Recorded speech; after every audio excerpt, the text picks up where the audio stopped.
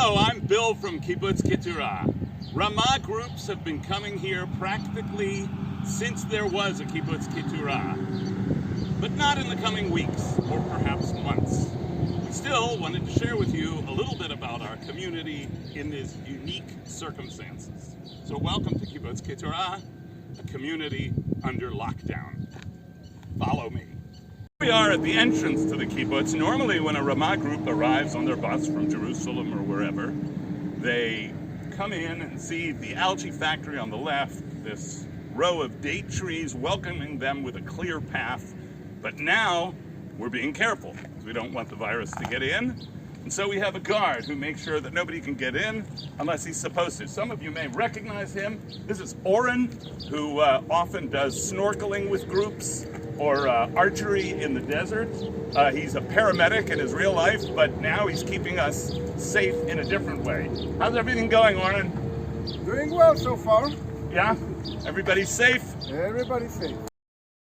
Usually, when a Ramah group arrives, this is the first place they get off the bus, in front of the reception of the Keren Kolot guest houses, where they're given a light snack and maybe some juice. Now, of course, it's closed. There is no tourism in the entire country. But we're still keeping the place clean, occasionally putting up someone who's working on the kibbutz, etc. And just to remind you, over here we have the rooms, the Pataya rooms behind me, the reception, some students from the Arava Institute still here.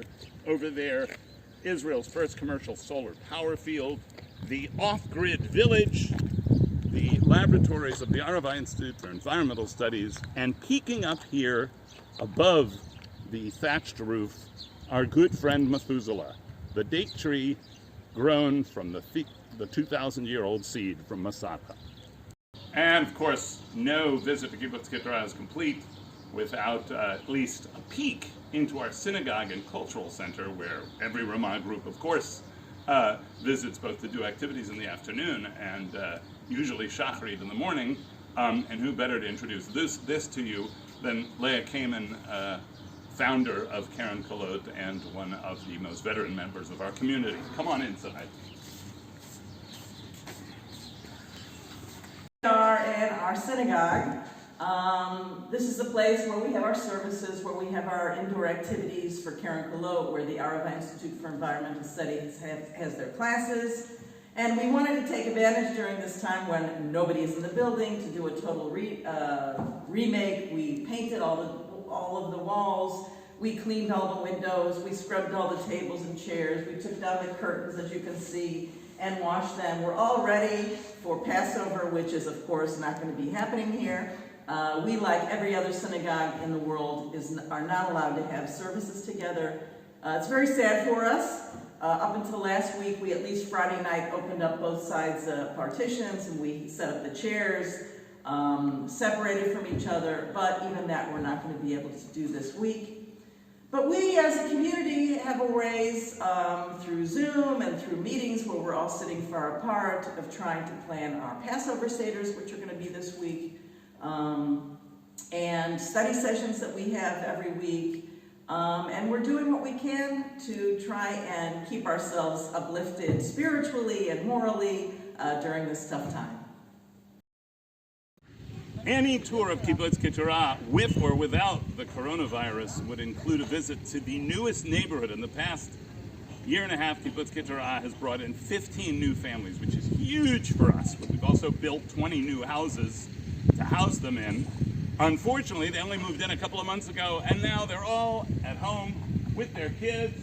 Here's Emmanuel. And you can see this neighborhood, which looks like a construction site, but is slowly but surely turning into an extension of our kibbutz. We have to keep growing. We have to keep bringing in young people. We have to keep thriving to be a multi-generational community. That's who we are. The young families who are a little bit more veteran here are living in the second newest neighborhood on the kibbutz, and also at home with their kids, among whom is the director of our seminar center, Yuval, who has 3 boys and he's going to show you a little bit about what goes on in his house during this time of shelter in place. יפה, שלום לכולם. Hi, it's great to see you. We'll now go into the house. This, my oldest child is now in the living room playing some non-violent video games, and let's see what he's doing. Spending some quality time with his family and his parents. Let's see. Let's say hello to Boaz. Boaz, אתה רוצה להגיד לנו שלום? כיף לך? There he is. Boaz is 6 years old, an adorable child. And now we are going up in the pneumatic lift in the date trees. One of the big money makers and our big agricultural endeavor on Kibbutz Ketura, which agriculture is considered essential work. So we're continuing to work in the date trees even during this period. We're allowed to come here, and here we have Jeff Rosenzweig. Hello there. You know, they say, Sadiq Atamar Yifrach, a righteous person will blossom like a date tree. Jeff is a very righteous person, and he's going to take us up in the air into the dates. Hello everyone, and at this point we're actually up on top of the date tree where all of the action takes place. The dates begin the season by breaking out of the top area of the tree as flowers. If you look closely, you can see that these dates do not resemble at all what you eat in the store. So obviously they're coming out, and as they mature they grow much, much larger, and you see the huge cane of a stick that holds all the dates as we pick it in the autumn, in August and September, and it looks nothing like what you see boxed in the stores, and that's what it becomes throughout the 4 months of growth. So this is basically what we do. We go up into the flowers and thin them out according to our needs to get the best price available, and we work on this for about 6 weeks until we get the right size, and then it's all up to good water, good irrigation, good spirits, and the weather. Now we're above the trees. You see Kibbutz graffiti in the distance. You see 12,000 date trees. Kibbutz Ketura's pride and joy. The small solar field in the distance. The date trees going as far as the eye can see. And ultimately, from the oldest cash crop in the Middle East to one of our most modern exercises, the solar panels. These solar panels provide 1/3 of the electricity of the city of Eilat.